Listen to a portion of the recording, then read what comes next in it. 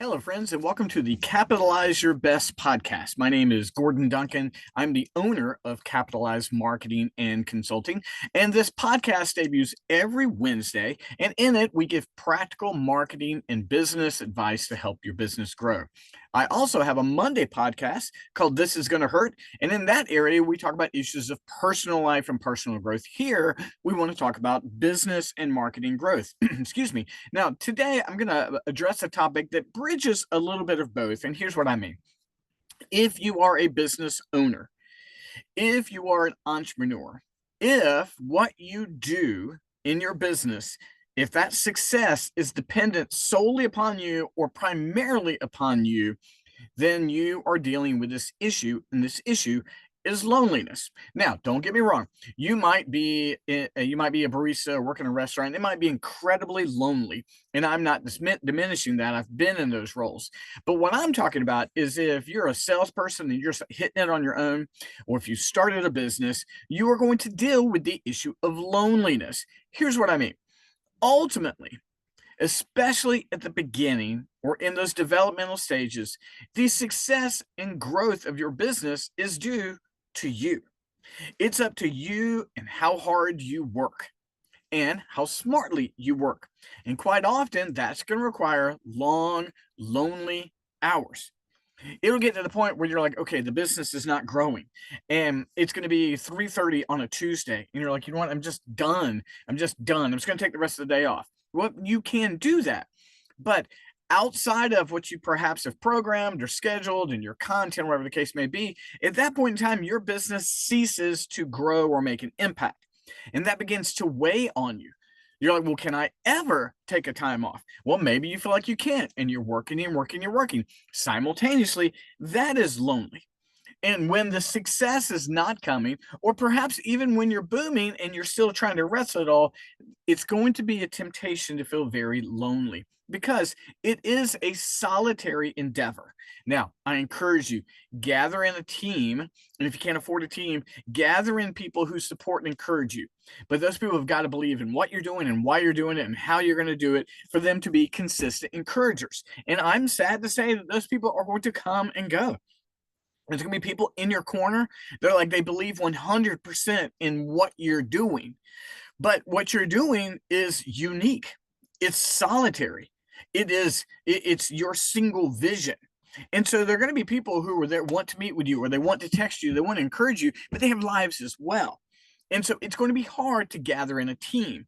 So what I want to do is give you a couple of things that you can do to offset the loneliness of the entrepreneur business owner world. First of all, this is very important. You have got to own your mission greater than anyone else. You got to be like, I'm doing this thing for this reason. And you've got to have it very specifically set. My goal when I retired from industry and went full time to Capitalize is I wanted to build a business that impacted other businesses so I could care for my family and build a legacy. I would love for my children to join me one day. They may or they may not. If they don't, that's fine. They have their own path. But here, I know that we have the skill sets at Capitalize Marketing to help businesses grow and help their marketing grow. And I love seeing the success of my clients. And I love that. And so I feel a moral obligation to help people along that path. In doing it, I want to create a legacy for my family. I want to have something I can hand off to them and they can inherit, or they can do whatever they want to do with it. But that means I've got to own it. And so in the days I'm like, I just don't feel like doing it, and I know I need to be working, I have to remind myself, no, wait a minute. I have this thing, I have this ability to impact businesses. I have to let them know what I do. I have to communicate it. I have to market it. And when I get tired, I've got to continue doing it for my family. And that is something I've got to own. It's got to drive me when I'm lonely and I don't want to keep working.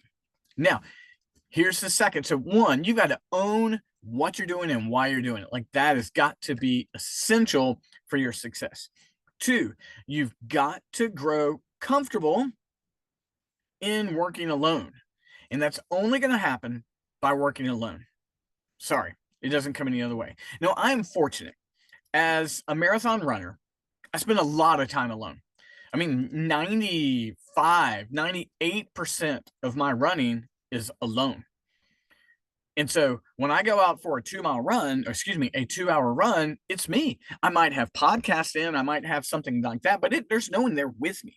And that has trained me to be comfortable alone. Well, a lot of people are not comfortable being alone. And listen, I'm not talking about working out in public, do that. But like when it comes down to it, you got to be comfortable being alone and getting the job done. And it only happens by being alone and getting the job done. Now, some people like Alex Ramosi want complete sensory deprivation. They want to black out the curtains and they want just absolute silence. That works for them. Doesn't work for my brain.